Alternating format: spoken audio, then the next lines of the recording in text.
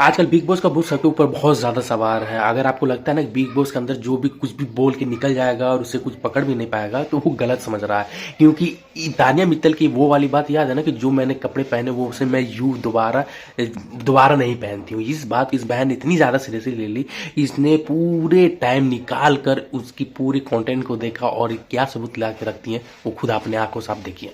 तान्या मित्तल ने बोला था कि उसने 5 साल से कोई भी साड़ी रिपीट नहीं की है। It's been 5 years I've not repeated a saree. तो मैंने क्या किया कि उसकी इंस्टाग्राम प्रोफाइल पे जाके सारी साड़ीज देखी और बीबी में जो उसने पहनी है ना वो सब मैच की।